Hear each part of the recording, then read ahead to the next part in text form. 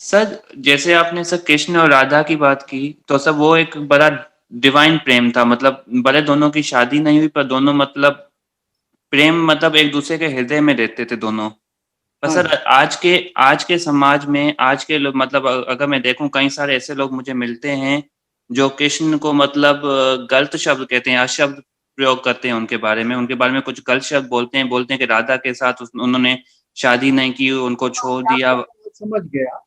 आपका सवाल बड़ा स्पष्ट है कि राधा कृष्ण को अनैतिक कहना क्या ये सही है? तो ये आज की ही बात नहीं है। आपका प्रश्न ये है कि क्या राधा और कृष्ण को, उनके प्रेम को अनैतिक कहना सही है? ये प्रश्न है ना।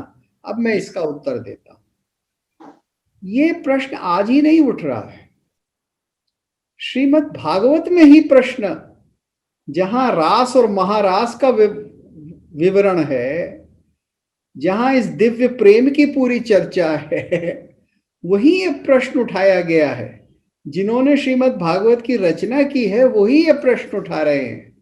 वो कह रहे हैं, प्रश्न पूछ रहे हैं, वो कह रहे हैं कि कृष्ण, आप तो संसार में धर्म की स्थापना करने वाले हैं, तो आप दूसरों की पत्नियों के साथ, गोप वधुओं के साथ किस तरह से नृत्य कर रहे हैं? नृत्य ही नहीं, आलिंगन, चुंबन सब ये कर रहे हैं भाई। ये तो अनैतिक है। और अगर आप ये अनैतिक काम करेंगे तो फिर इस दुनिया में नैतिकता कहाँ रहेगी? समाज कहाँ रहेगा? ये स्पष्ट रूप में प्रश्न पूछा गया है श्रीमद् भागवत में, और फिर उसका उत्तर दिया है। और उसके उत्तर में क्या कहा गया है कि ये कृष्ण कौन है? अब इस उत्तर को समझिए।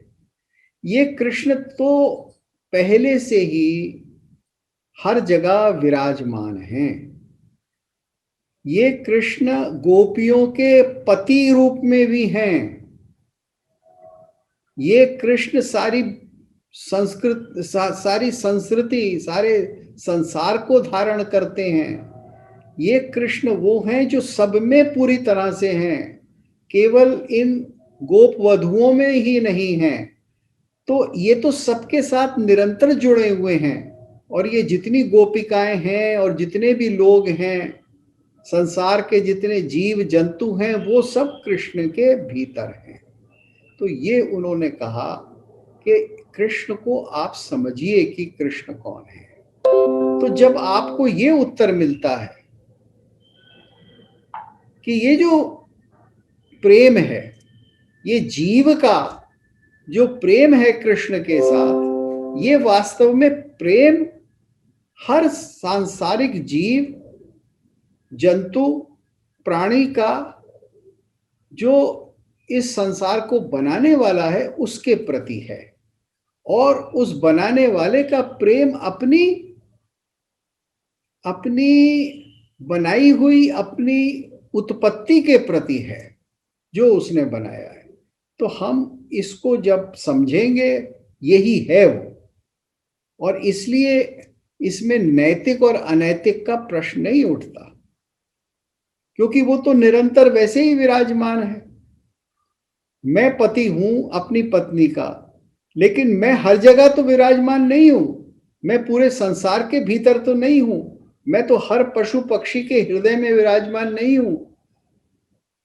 तो अगर मैं ऐसा होता तो फिर तो मैं सारी गोपियों के हृदय में होता। तो वो जो सारी हृदय गोपियों के हृदय में है, वो नैतिक या अनैतिक कैसे हो सकता है? वो तो नैतिक और अनैतिक से बहुत ऊपर है।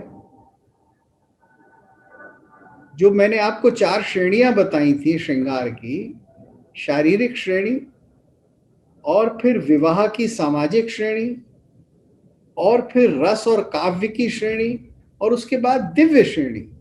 तो ये दिव्य श्रेणी का प्रेम है। तो जो भी लोग आपसे इस तरह का आक्षेप करें, आप उनको बताइए कि भैया आप बात को तो समझिए। आप उसको अच्छी तरह से जानिए कि कृष्ण है कौन। वो सामान्य व्यक्ति नहीं है। सामान्य व्यक्ति का दूसरी स्त्रियों से प्रेम करना अनैतिक है, लेकिन कृष्ण जो कि सर्वव्यापी है, उसका कैसे अनैतिक हो सकता है प्रेम करना?